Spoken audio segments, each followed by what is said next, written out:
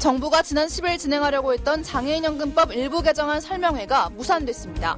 설명회 전 장애계와 논의하는 자리가 없었고 특정 단체에게만 설명회를 예고했다는 비판이 쏟아졌습니다. 1980년대 수많은 인권 유린으로 513명이 사망한 부산 형제복지원 사건의 피해자들이 증언대회를 열었습니다. 이날 대책위는 사망자들의 사인 규명과 사후 처리 조사를 위해 다음 달부터 진실규명 활동에 나설 것이라고 밝혔습니다. 장애인과 비장애인이 하나로 어울리는 2013 장애인 문화예술축제의 개막식이 지난 10일 열렸습니다. 오는 16일까지 서울과 대구, 세종시 등에서 다채로운 문화예술 행사가 전국 규모로 진행됩니다. 시청자 여러분 안녕하십니까?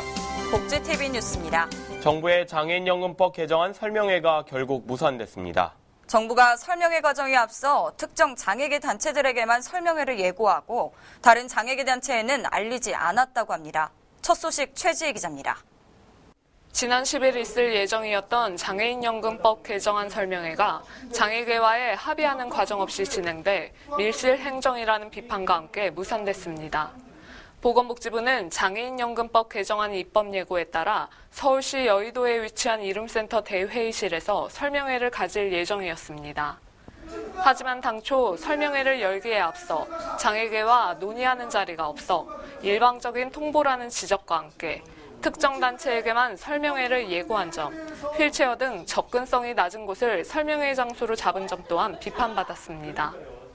일방적인 설명회가 아니라 진짜로 자립생활에 장애인연금이 그리고 장애 등급에 장애인연금이 얼마나 중요한지를 안다면 논의부터 해야 되는 거 아닙니까? 이거는 모든 장애계에 앞으로의 생계에 소득이 달려있는 문제입니다. 그러니까 이러한 자리에서 설명에 고치한다는 이 자체는 상당히 문제가 있었고 이에 복지부 관계자는 당사자를 배제하려는 의도는 아니었다며 사과를 표하고 복지부로 돌아가 빠른 시일 안에 토론회가 마련될 수 있도록 이야기하겠다고 밝혔습니다. 특히 전국장애인 차별철폐연대 등은 장애인연금 지급 대상을 비롯해 복지부가 이미 장애 등급을 폐지가 아닌 중증과 경증으로 나누겠다고 확정한 상태여서 대선 공약인 장애 등급제 폐지가 물 건너갈 가능성이 높다며 우려했습니다. 복지TV 뉴스 최지입니다. 26년 전인 지난 1987년 원생 한 명이 폭행으로 사망하고 30명이 집단으로 탈출해 이 세상에 알려진 부산 형제복지원 사건 기억하실 텐데요. 폭력과 감금의 대명사인 부산 형제복지원 사건의 피해자들이 증언대회를 가졌습니다. 최영아 기자입니다. 거기는 생활은 진짜 지금 생각하면 인간이 해서는 안 될 생활이에요. 진짜 저희가 무슨 죄를 지어서 들어간 것도 아니고. 형제복지원은 1986년 당시 불황인들로 부르던 사람들이 영문도 모른 채 끌려와 노역을 하고 감시자들의 위계와 폭력으로 유지됐던 곳이었습니다. 1987년 수용자 한 사람이 탈출을 시도하다 발각돼 폭행으로 사망했고 이에 35인이 집단 탈출하면서 세상에 알려지기 시작한 사건입니다. 장애와 인권 발바닥 행동을 비롯한 8개 단체는 지난 10일 카톨릭 청년회관에 모여 피해자 증언대회를 열고 진실규명에 본격적으로 나섰습니다. 이날 대회에는 피해자 3인이 참석한 가운데 고통을 겪어야만 했던 피해자들의 증언이 이어졌습니다. 빼앗기지 않으려고 몸부림치는 말이에요. 맞기 싫어서 말 한마디에 복종해야 하는, 죽기 싫어서 안간힘을 쓰며 살아가야 하는 세월과 시간들. 피해자들은 여전히 정신적 경제적 어려움으로 평범한 일상은 꿈도 꾸지 못한 채 고통스러워하고 있었습니다. 이에 진실규명을 위한 대책위원회는 현재까지 증언을 토대로 다음 달부터 본격적인 진실규명 활동에 나설 것이라고 밝혔습니다. 피해자들의 상처가 조금이나마 아물 수 있도록 국가는 진심 어린 사과를 해야 할 것입니다. 복지TV 뉴스 최영아입니다. 장애인과 비장애인이 함께하는 2013 장애인 문화예술축제가 서울시청 광장에서 열렸습니다. 다채로운 개막식 행사와 부대 행사가 있었다고 합니다. 조희경 기자입니다. 의수에 든 붓으로 역동적으로 글씨를 그려나갑니다. 이어 발을 이용해 힘찬 붓놀림을 보여줍니다. 세계적인 장애인 작가 서창우 씨의 수묵화입니다. 이처럼 높은 수준의 장애예술 문화를 널리 알리는 자리로 지난 10일 서울시청에서는 2013 장애인 문화 예술축제 개막식이 열렸습니다. 주최 측은 올해 축제의 주제를 어울림으로 정하고 장애인 예술에 대한 사회적 인식이 변화되길 기대했습니다.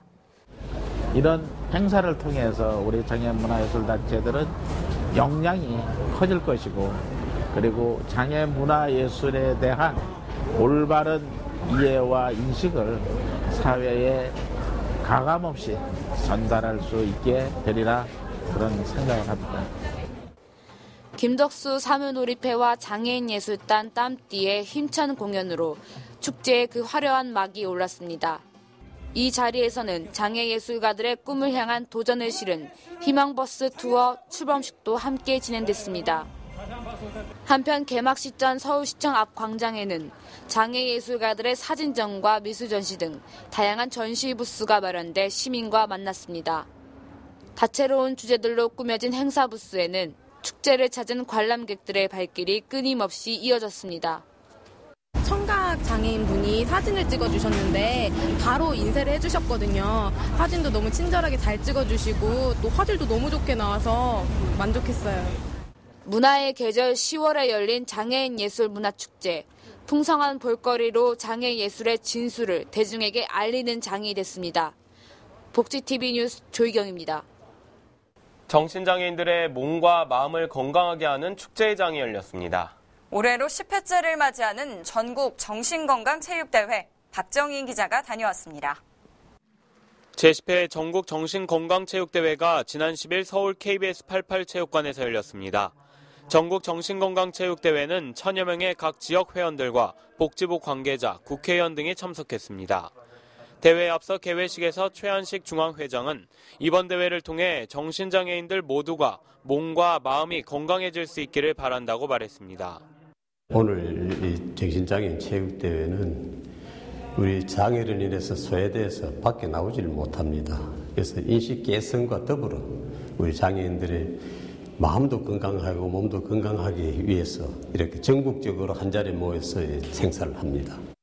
이번 축제의 한마당을 통해 정신장애인들의 건강은 물론 사회복귀 증진의 기반이 조성될 수 있기를 바랍니다. 복지TV 뉴스 박정인입니다. 국민건강보험공단이 상급병실에 관한 실태 조사를 한 결과 병원급 이상 요양기관의 83.6%가 상급병실을 운영하고 있는 것으로 나타났습니다. 공단이 지난 5월부터 7월까지 입원 환자 만여 명과 1,461개 병원급 이상 요양기관을 대상으로 상급병실과 선택진료비 실태 조사를 펼쳤습니다. 그 결과 병원급 83.6%가 상급병실을 운영하고 있었고 상급병실 이용 환자의 59.5%가 본인의 당초 의사와 상관없이 상급병실을 이용하고 있는 것으로 나타났습니다. 또한 선택진료는 전체 병원급 이상 요양기관의 17%에서 실시하고 있지만 상급 종합병원은 100%, 종합병원은 41.4%, 병원에서는 12.2%가 실시하고 있어 요양기관 종별로 운영 비율의 차이가 큰 것으로 나타났습니다. 특히 공단은 선택진료 환자 중 자발적으로 선택한 경우는 59.1%였고 나머지 환자는 선택하고 싶지 않음에도 불가피하게 선택진료를 받았다고 응답했다고 설명했습니다.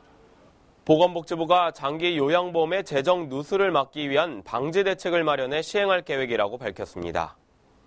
복지부는 급여 비용 지급 후 사후 확인을 통해 부당을 적발하고 환수하는 현재의 방식으로는 재정 누수 방지에 한계가 있다고 설명했습니다. 이에 복지부는 앞으로 장기 요양 등급 인정 관리와 종사자 관리 강화를 위해 우선 사회보장정보 시스템을 통해 적정 등급 판정 여부 확인을 강화하고 월별로 상시 모니터링 등을 할 계획이라고 밝혔습니다. 특히 복지부는 장기 요양기관 지정 결격 사유를 신설해 부당 청구 가담 요양보호사에 대해서는 요양보호사 자격을 취소 또는 정지하는 한편 과태료 부과 등 제재를 할 계획이라고 설명했습니다.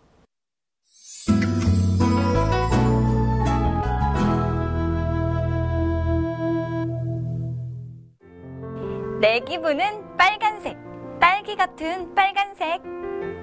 엄마에게 거짓말했다가 솔직하게 털어놓은 날.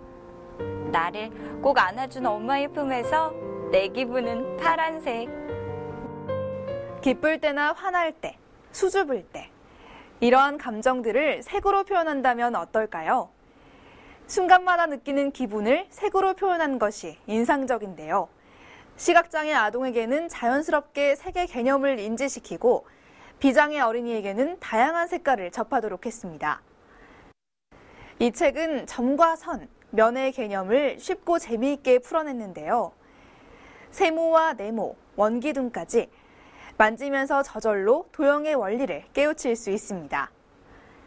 기존 동화책이 알록달록한 색감만 표현한 것에 비해 울퉁불퉁한 효과까지 더해 만지면서 볼 수 있는 그림책 시리즈가 발간됐습니다.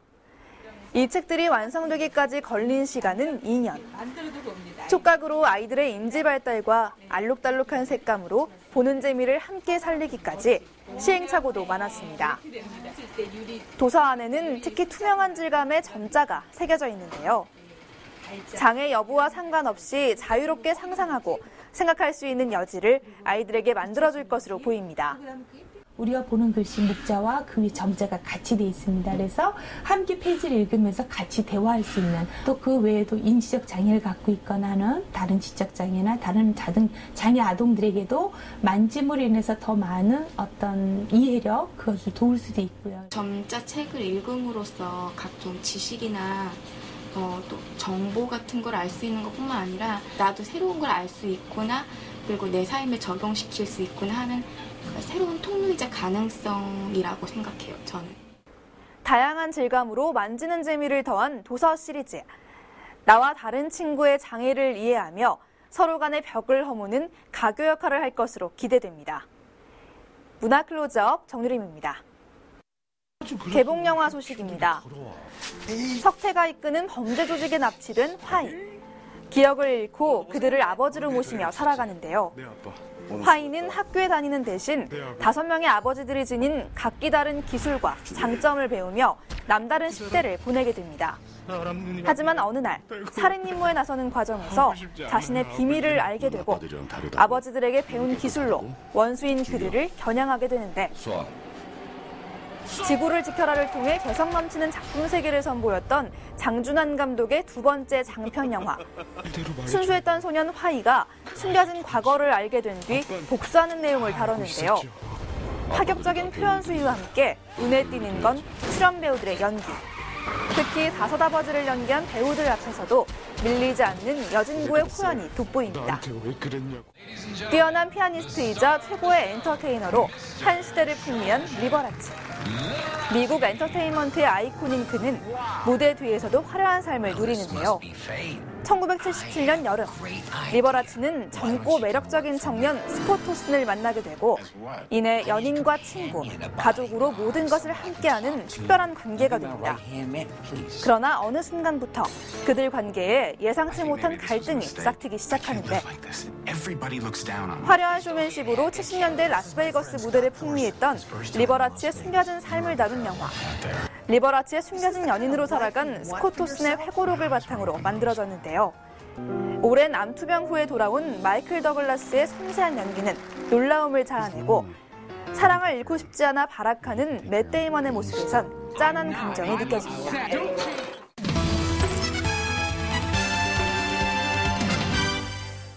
복제TV 네트워크입니다. 맞벌이 가정에서 가장 걱정되는 부분이 바로 육아일 텐데요. 이를 해결하기 위해 경기도의 한 아파트 단지 내 협동조합이 힘을 모아 마을 기업을 만들었습니다. 경기도청 최창순 기자가 소개합니다. 이 아파트는 지난 2월부터 입주가 시작됐지만 맞벌이 가정의 경우 마땅히 아이를 맡길 곳을 찾기가 어려웠습니다. 고민 끝에 생각해낸 것이 마을 기업. 아파트 단지 내 협동조합이 힘을 모아 6세부터 초등학생 아이를 퇴근 시간까지 돌봐주는 형태입니다. 일하는 엄마 입장에서는 가장 많이 걱정되는 게 믿을 수 있는 곳에 맡기는 것이 제일 좋다고 생각해요. 근데 옆집에 나의 아이를 맡기는 것 같은 편안함이 있고, 이곳에서 근무하는 3명의 선생님 역시 조합원으로 같은 이웃이기 때문에 믿고 맡길 수 있고 또 일자리 창출 효과까지 얻을 수 있습니다. 전체적으로 성장 과정을 볼 수 있어서 좋고요. 그리고 무엇보다 일을 하면서 경제적인 부분에 또 보탬이 되는 것 같아서. 보육료는 시간에 상관없이 15만 원. 다른 곳에 비해 저렴한 편이지만 북카페나 프로그램실 등도 운영됩니다. 이처럼 현재 경기도 내에 운영 중인 마을 기업은 154개. 2년간 정부와 지자체의 지원을 받아 운영됩니다. 1차 연도에는 5천만 원까지 지원되고 2차 연도에는 3천만 원까지 지원이 됩니다. 마을 기업이 정착되도록 저희가 이제 전문 교육이나 아니면은 경영 컨설팅을 지원해주고 있습니다. 맞벌이 세대의 자녀 양육 고민을 해결한 지역 공동체 커뮤니티. 사회적 비용을 합리적으로 절감하는 것은 물론 주거복지 마을 공동체로 거듭날 수 있을지 앞으로의 기추가 주목됩니다. 경기슈TV 최창순입니다. 대형 복합상영관의 공세에 밀려 추억의 뒤안길로 사라진 인천 옛 미림극장이 노인을 위한 실버극장으로 다시 문을 열었습니다. 추억의 극장이 어떻게 탈바꿈했을지 함께 만나보시죠. 인천구 미림극장이 노인을 위한 실버극장으로 재탄생했습니다. 인천시는 지난 2일 동구 송현동 옛 미림극장에서 280석 규모의 추억극장 미림 개관식을 열고 본격적인 운영을 시작했습니다. 추억극장 미림은 배너, 바람과 함께 사라지다, 사운드 오브 뮤직, 여자의 일생, 연산군 등 국내외 명작을 상영할 계획입니다. 상영작들은 노인 세대 향수가 어린 고전 명작이 대부분입니다. 극장 관람료는 만 55세 이상은 2,000원, 미만은 7,000원이며 연중 무료로 오전 10시 30분부터 오후 7시까지 운영됩니다. 사회적 기업 협의회 인천지부에서 발족한 사업단이 주식회사를 만들어 극장을 운영합니다. 이 회사는 앞으로 예비 사회적 기업 인증을 받을 예정입니다. 시는 극장 주변의 추억의 도시락집과 롤러스케이트장을 조성하는 등 다른 사회적 기업이 주도하는 연계 사업도 발굴할 계획입니다.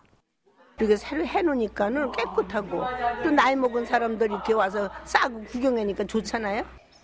시는 극장 개관으로 노인 여가 생활이 개선되고 사회적 기업 활동과 원도심이 활성화될 것으로 기대했습니다.